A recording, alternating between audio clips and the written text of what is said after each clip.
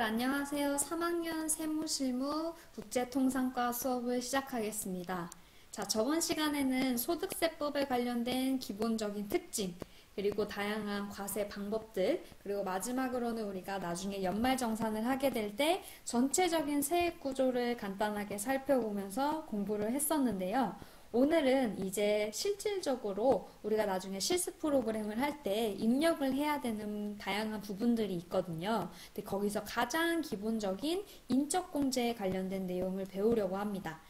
자, 이게 뭔 말이냐면 간단하게 실습 화면을 띄워서 보여드릴게요.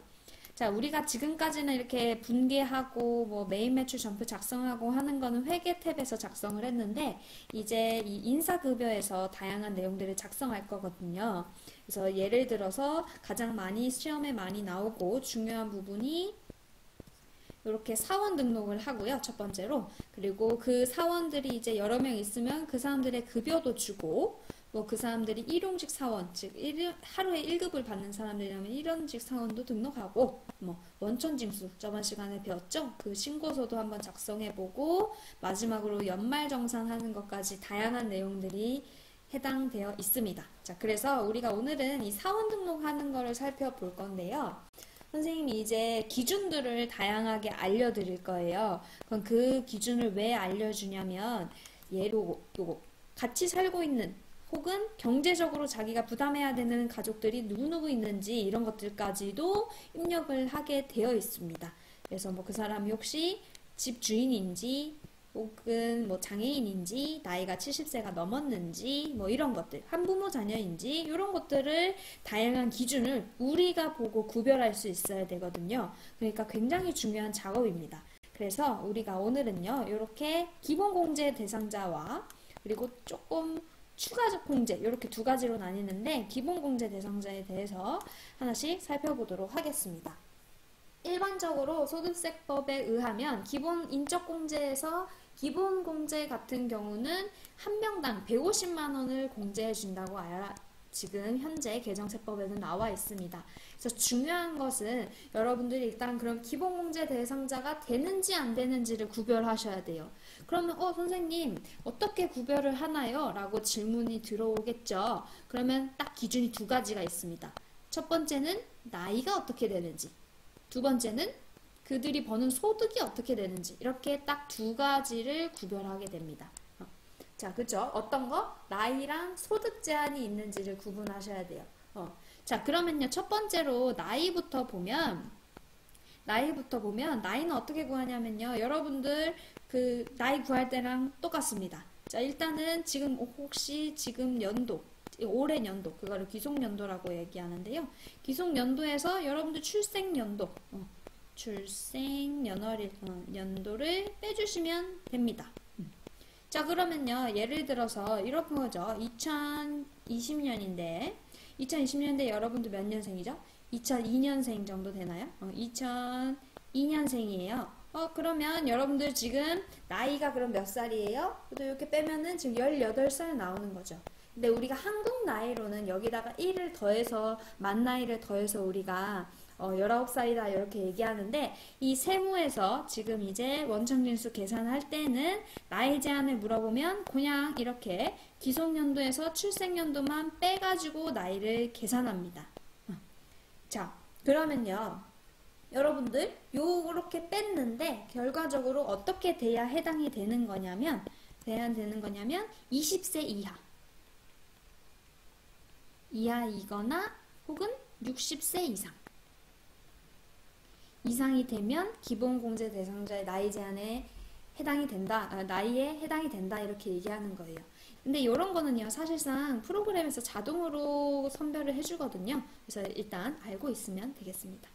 자, 근데 예외 선생님이 예외가 중요하다고 얘기했었죠. 자, 예외 잘 알아보도록 합시다. 자, 예외가 있습니다. 단 아무리 몇 살이건 간에 배우자와 장애인인 경우에는 나이 제한이 없습니다. 자, 지금 배우자와 장애인 같은 경우는 혹시 25살, 30살, 40살 이렇게 되더라도 기본공제 대상자가 될 수 있다라는 걸 의미합니다. 이해하시겠죠? 그래서 단 배우자와 장애인인 경우에 나이 제한은 없다라는 거를 기억해 주시면 되겠습니다. 그러면 두 번째 소득 제한에 관련돼서 한번 보도록 할게요. 자, 여기 여러분들 연간 소득 금액이라고 나와 있어요. 여러분들 지금까지 저번 시간에 선생님이랑 소득 배웠죠? 근데 이거 소득 금액은 뭘까요? 똑같은 건가요, 선생님? 잘못 쓰신 건가요? 이렇게 질문할 수도 있는데 굉장히 중요한 내용 중에 첫 번째 걸음입니다. 자, 여러분들도 잘 기억해 두세요. 우리가 지금까지 선생님이 저번 시간에 뭐 근로소득, 뭐 이자소득, 뭐 배당소득 막 이렇게 해가지고 8개 소득이 있다고 했었던 거 기억나시죠? 자, 거기서 소득은 소득에서요. 앞으로 이제 뭐 공제되는 거, 다양한 공제되는 거, 혹은 우리가 세금을 매기는데 세금을 매기지 않는 부분도 존재하거든요. 뒤에 배울 겁니다. 다양한 비과세되는 거, 혹은 여러분들 앞에 옛날에 작년에 뭐 분개할 때 뭐 자본도 있고 뭐 부채도 있고 막 그랬잖아요. 거기서 수익이랑 비용이 기억나세요? 즉 우리가 뭐 800번대로 입력했었던 보험료나 세금과 공과나 이런 것들 있죠.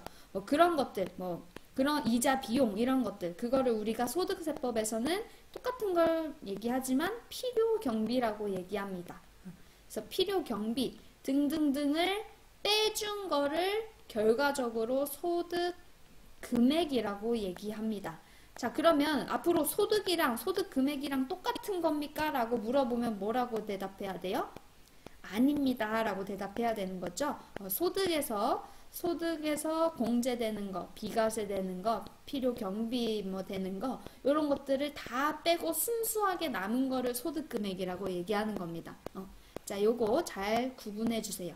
자, 그러면 다시 돌아와서 연간, 그럼 이건 무슨 말이야? 1년에 소득에서 다 빼고 나서 순수하게 나에게 남아있는 소득 금액이, 합계액이 얼마냐?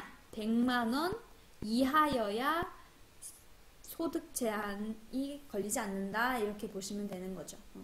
그래서 연간 소득 금액이 합계액이 100만원이다 라는 거 기억을 해두시면 되는데요. 나중에 문제에서 이제 막 어떤 사람은 70만원이고 어떤 사람은 200만원이고 막 이렇게 나와 있어요.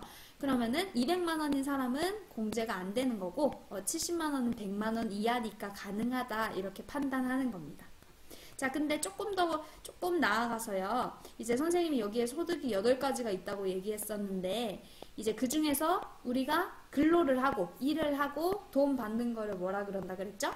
근로소득이라고 얘기했었는데 이 근로소득만 있는 사람, 즉 예를 들어 퇴직소득이나 기타소득이나 아무것도 없고 1년에 근로소득만 있는 자들은 어떻게 하냐면 500만원 이하가 되어야 합니다. 근데 요 500만원은 이제 총급여액이